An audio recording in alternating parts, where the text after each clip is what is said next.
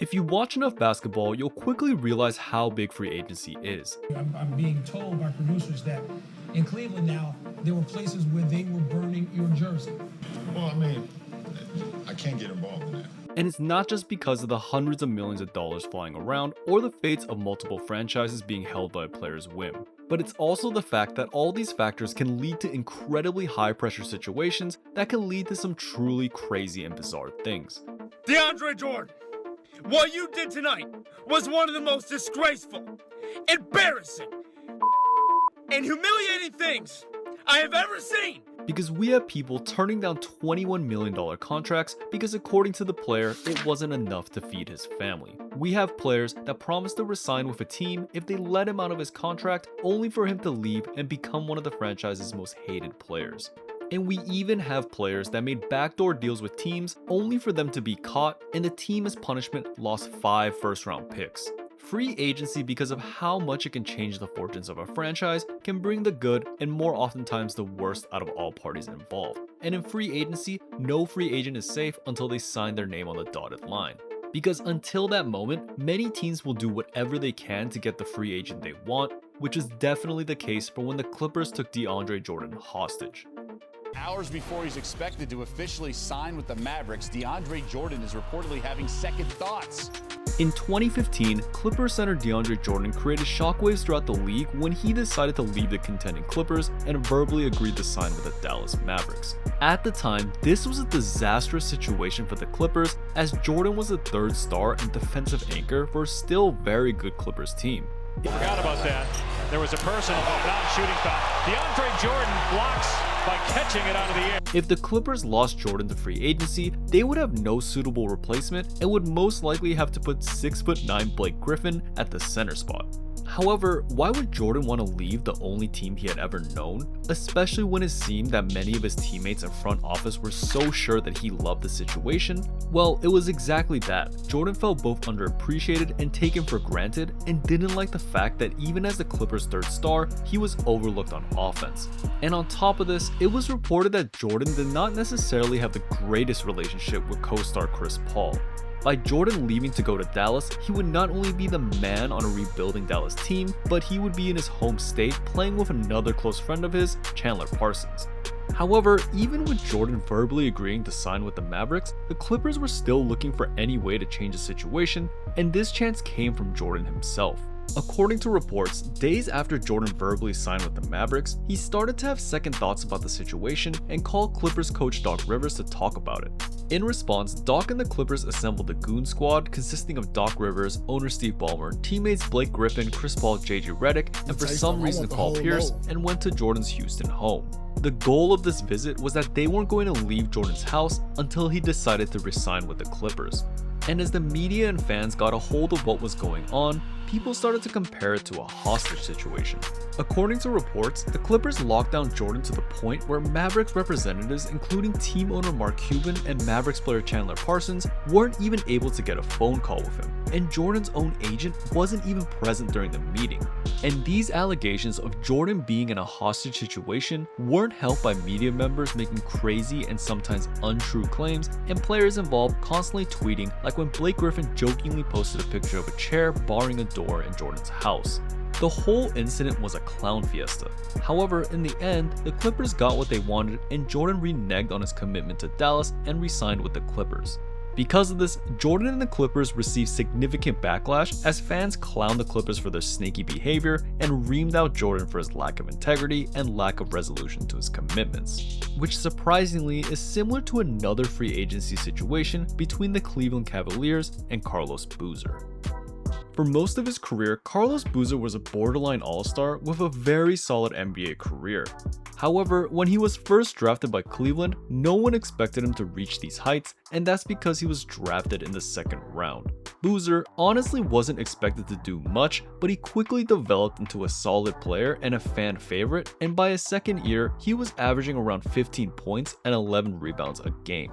However, because of how rapidly Boozer was improving, he wasn't only outplaying his draft stock, but also his actual contract. Going into his third year in the league, Boozer had been playing at a near all-star level, but was getting paid like a bench warmer, only earning $989,000 over his first 2 years. For Boozer, he openly had stated that he wanted to stay with the Cavs, but he also wanted a bigger contract to reflect his level of play, and the Cavs were willing to listen to his request. Because of this, Boozer and his agent met up with Cavs brass to negotiate a better contract, and the Cavs offered him a 6-year, $40 million deal. This contract offering seemed to meet both sides' goals, as Boozer would be able to have a much larger contract, and the Cavs would lock him down and actually save money in the future. However, there was one big issue, and that was that in order to get this deal done, the Cavs would actually have to not take the 3rd-year option on Boozer's original contract and make him a free agent. This situation was obviously a bit scary because if the Cavs made Boozer a free agent, he could potentially on a whim decide to sign with another team. However, Boozer reassured the Cavs brass, saying that, quote, "If you respect me by not picking up the option, I'll show trust and loyalty to you by signing with you." And in the end, the Cavs decided to trust Boozer and made him a free agent. However, a few days later, Boozer went back on his word and told Cavs GM John Paxson that he was actually going to test the market. And only a few days after that, Boozer had signed with the Utah Jazz for $68 million.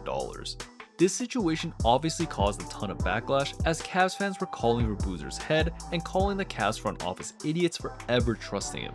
However, in the end, Boozer received much more criticism, and this was due to him making excuses, or as most Cavs fans saw it, outright lying about his actions. Boozer, when trying to explain his side of the story, said things like that he had never made a deal with the Cavs and had actually been hesitant to resign with them because the front office was trying to make him into a role player. These claims obviously did not go well with Cavs fans, and Boozer quickly became public enemy number 1 in Cleveland. Fans would openly mock Boozer, make websites named carlosloser.com, and even 3 years later, during Boozer's first time playing in Cleveland since leaving, fans went on a tirade booing and heckling him the entire game. To this day, there is still a good amount of Cavs fans that hate Carlos Boozer and forever see him as a snake. However, as bad as Boozer's situation was, at least he managed to get paid good money, which was not the case for free agents like Nerlens Noel. But this lawsuit against Rich Paul by Noel claims that he lost $58 million in potential salary. At one point in his career, Nerlens Noel had a 4-year, $70 million contract on the table from the Dallas Mavericks. Instead of taking it, he took a huge gamble and turned it down for a 1-year, $4.1 million deal in hopes of cashing in later on the open market. However, this turned out to be a huge mistake, as Noel went on to have an injury-riddled season, and for the rest of his career, he never saw that kind of money again. But why did Noel even decline the $70 million offer in the first place? Well, according to Noel, it was because of his agent, Rich Paul. Initially, when Noel had received the huge offer, he had been under a different agent, but during a party, he had met and discussed the contract with Paul. Paul, during this conversation, told Noel that he could get a much bigger contract in the $100 million range and that he should just play out the year and become a free agent. Noel took these words to heart and fired his original agent and hired Rich Paul to secure the deal. However, when Noel had his injury-filled year and was no longer being offered big money contracts, according to Noel, Paul and his agency started to deprioritize him. Noel claimed that Paul and his agency were very unhelpful in getting him signed to other teams, and that apparently other teams had even contacted Paul to ask about Noel's availability, but Paul just bothered not to reply. Because of all this, Noel years later ended up suing Rich Paul and his agency, which eventually ended up with them settling out of court. Noel went from a $70 million man to basically playing for vet minimums. However, while Noel did lose out on a massive amount of money, at least he was still able to play for a solid amount of years after the whole fiasco, which was not the case for Latrell Sprewell and his $21 million contract that apparently wasn't enough to feed his family. Latrell Sprewell was already an infamous player known for big incidents like choking out his coach. However, one of his biggest quotables was when Sprewell was offered a $21 million contract by the Minnesota Timberwolves. He declined it, saying that he had a family to feed. Up to this point, Sprewell had been making around $14.6 million a year, so to go from that to around $7 million a year was a drop off, but to the average person, saying that he couldn't feed his family with $21 million was an absolute joke. Media pundits made fun of him, fans heckled him, and it added to the already infamous reputation that Sprewell had built. On top of this, when Sprewell declined the extension and played out his final year, his production fell off, and between his reputation and lower production, no team wanted to sign him. Because of this, that $21 million deal was the last NBA contract that Sprewell would ever be offered. And to add insult to injury, 7 years later, Sprewell had to file for bankruptcy in the midst of a ton of financial and legal difficulties. Sprewell just couldn't catch a break. However, for the team that tried to extend Sprewell, the Minnesota Timberwolves, this wasn't the only fiasco they had to deal with, as years earlier, they had already been involved in a massive scandal that had much bigger consequences. In 2000, Joe Smith and the Minnesota Timberwolves were exposed for secretly colluding to circumvent the NBA's salary cap. This happened because in the previous year, the Timberwolves desperately wanted to improve the team around their franchise cornerstone Kevin Garnett, but were unfortunately cap constrained. Because of this, the Timberwolves negotiated a backdoor deal with free agent Joe Smith, where for a few years, Joe would sign for way below his market value, and in exchange, when the Timberwolves would be allowed to exceed the cap to sign him, they would sign Joe to a lucrative multi-year deal. Initially, while Joe's low-money signings were seen as suspect, there was no evidence showing foul play. However, this changed because of Joe's agent. At the time this deal was taking place, Joe's agent Andrew Miller had left his original agency and poached some of the agency's clients. Because of this, Miller's agency sued Miller, and through the legal discovery process, Joe's shady deal with the Timberwolves was found out. Because of this, David Stern and the NBA came down with the wrath of God and dished out massive penalties to the Timberwolves. The Timberwolves were fined $3.5 million, owner Glenn Taylor and GM Kevin McHale were suspended from operations, and the Timberwolves had their first-round picks taken away from them for 5 years. On top of this, Smith's contract was completely voided, and he ended up moving to an entirely different team. David Stern and the NBA, with this punishment, were trying to make it clear that they would under no circumstance tolerate any kind of salary cap circumvention. However, this message didn't seem to be clear for Kawhi Leonard and the Los Angeles Clippers. And what would you like people to know about you? I'm a fun guy. After delivering Toronto its first NBA championship in 2019, Kawhi Leonard opted out of his contract and set off on a free agency saga. While Leonard met privately with teams, reports claim that his camp, headed by his uncle Dennis Robertson, was making a series of insane demands. Toronto was allegedly pushed to acquire Paul George at virtually any cost, give Kawhi a $10 million per year endorsement deal that required no actual work, and even offer a slice of ownership in the Toronto Maple Leafs. At the same time, Robertson reportedly approached the Lakers with an equally jaw-dropping wish list, requesting an ownership stake in the franchise, 24/7 access to a private jet, housing for both Kawhi and Dennis, and guaranteed endorsement money off the court.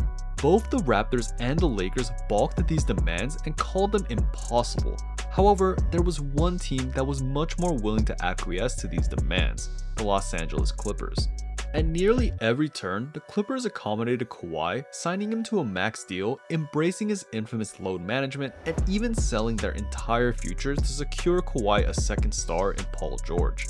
But according to later reports, the concessions may not have stopped there.